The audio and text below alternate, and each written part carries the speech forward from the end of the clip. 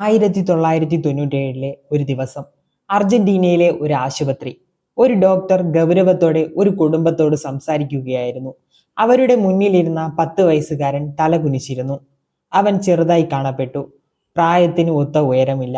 ശരീര വളർച്ച മന്ദഗതിയിലായിരുന്നു. ഡോക്ടർ പറഞ്ഞ വാക്കുകൾ ആ കുടുംബത്തിന്റെ ജീവിതം മാറ്റിമറിച്ചു. നിങ്ങളുടെ മകന് ഗ്രോത്ത് ഹോർമോൺ ഡെഫിഷ്യൻസി ഉണ്ട്. ചികിത്സ ലഭിച്ചില്ലെങ്കിൽ സാധാരണ കുട്ടികളെ പോലെ വളരാൻ സാധ്യത വളരെ കുറവാണ്.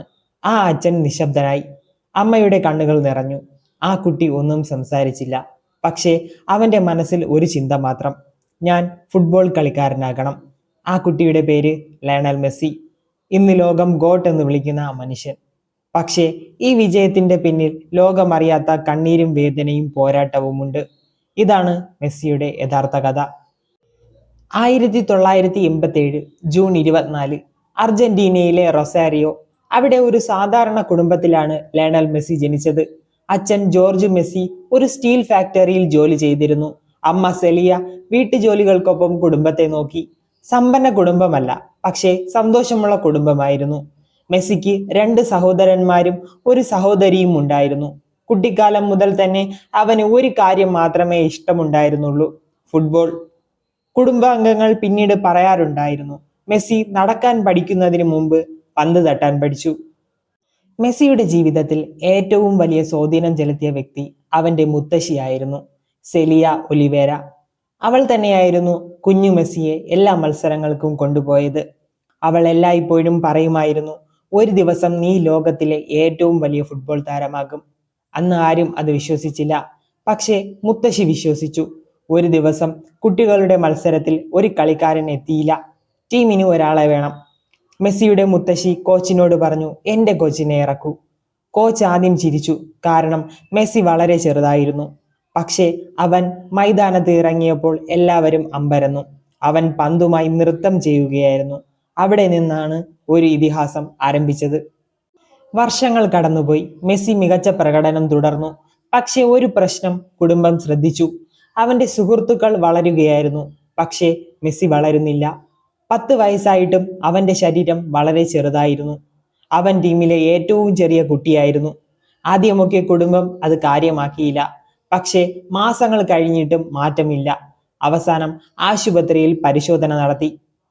ഡോക്ടർമാർ നിരവധി പരിശോധനകൾ നടത്തി: രക്തപരിശോധന, ഹോർമോൺ ടെസ്റ്റുകൾ, വളർച്ചാ നിരീക്ഷണങ്ങൾ.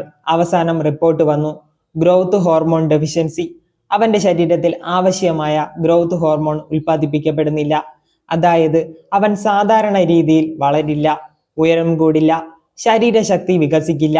ഒരു ഫുട്ബോൾ കളിക്കാരന് ഇത് വലിയ തിരിച്ചടിയായിരുന്നു. കാരണം പ്രൊഫഷണൽ ഫുട്ബോളിൽ ശരീരശക്തി വളരെ പ്രധാനമാണ്. ഡോക്ടർമാർ ചികിത്സ നിർദ്ദേശിച്ചു. പക്ഷേ അവിടെ മറ്റൊരു പ്രശ്നമുണ്ടായിരുന്നു. ചികിത്സയുടെ ചെലവ് പ്രതിമാസം ഏകദേശം $900 മുതൽ $1000 വരെ ആയിരുന്നു. അന്ന് അർജന്റീനയിൽ അത് ഒരു വലിയ തുകയായിരുന്നു. മെസ്സിയുടെ കുടുംബത്തിന് അത്രയും പണം ഇല്ലായിരുന്നു. അച്ഛൻ അധിക ഷിഫ്റ്റുകൾ ജോലി ചെയ്തു. അമ്മ പല കാര്യങ്ങളും ഉപേക്ഷിച്ചു. കുടുംബം എല്ലാം ശ്രമിച്ചു. എന്നാൽ ചികിത്സ വർഷങ്ങളോളം തുടരണം. അത് അസാധ്യമായി തോന്നി. മെസ്സി എല്ലാം മനസ്സിലാക്കുന്നുണ്ടായിരുന്നു. ഒരു രാത്രി അവൻ അച്ഛനോട് ചോദിച്ചു, ഞാൻ ഫുട്ബോൾ കളിക്കാരനാകുമല്ലേ? ആ ചോദ്യം അച്ഛന്റെ ഹൃദയം തകർത്തു. ചികിത്സ ആരംഭിച്ചു. എല്ലാ ദിവസവും ഗ്രോത്ത് ഹോർമോൺ ഇഞ്ചക്ഷൻ.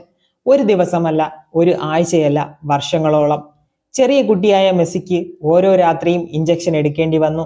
ചില ദിവസങ്ങളിൽ കാലിൽ, ചില ദിവസങ്ങളിൽ മറ്റു ഭാഗങ്ങളിൽ. വേദന ഉണ്ടായിരുന്നു, ഭയമുണ്ടായിരുന്നു. പക്ഷേ അവൻ ഒരിക്കലും നിർത്തിയില്ല. കാരണം അവന് അറിയാമായിരുന്നു, ഇതാണ് തൻ്റെ സ്വപ്നത്തിലേക്കുള്ള വഴി. വർഷം 2000. മെസ്സിക്ക് 13 വയസ്സ്. അവന്റെ കഴിവിനെക്കുറിച്ചുള്ള വാർത്തകൾ യൂറോപ്പിലെത്തി. FC ബാഴ്സലോണ അവനെ ട്രയലിന് ക്ഷണിച്ചു. സ്പെയിനിലേക്ക് യാത്ര, ഒരു പുതിയ രാജ്യം, ഒരു പുതിയ ജീവിതം.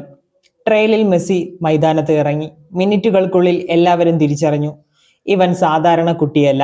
അവന്റെ ഡ്രിബ്ലിംഗ്, അവന്റെ വേഗം, അവന്റെ ബോൾ കൺട്രോൾ, അവന്റെ ഫുട്ബോൾ ബുദ്ധി എല്ലാം അതിശയിപ്പിച്ചു. ട്രയലിന് ശേഷം ബാഴ്സലോണയുടെ ഡയറക്ടർ കാർലസ് റക്സാക്ക് ഒരു നാപ്കിൻ എടുത്തു. അതിൽ കരാറിന്റെ അടിസ്ഥാന വാഗ്ദാനം എഴുതി. അത് പിന്നീട് ഫുട്ബോൾ ചരിത്രത്തിലെ ഏറ്റവും പ്രശസ്ത നാപ്കിനായി മാറി. അതിലും പ്രധാനമായ ഒരു കാര്യം ബാഴ്സലോണ പറഞ്ഞു: മെസ്സിയുടെ ചികിത്സാ ചെലവ് ഞങ്ങൾ വഹിക്കും. ആ നിമിഷം ഒരു കുട്ടിയുടെ സ്വപ്നം രക്ഷിക്കപ്പെട്ടു. അടുത്ത വർഷങ്ങൾ ചരിത്രമാണ്. ലാ മാസിയ അക്കാദമിയിൽ അവൻ വളർന്നു.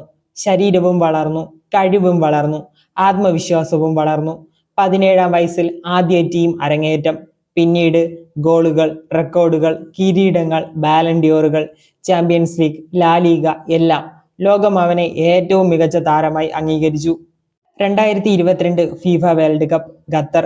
ലോകകപ്പ് ഫൈനൽ. ലോകം മുഴുവൻ നോക്കി നിൽക്കുന്നു. അർജന്റീനയും ഫ്രാൻസും തമ്മിലുള്ള ചരിത്ര പോരാട്ടം.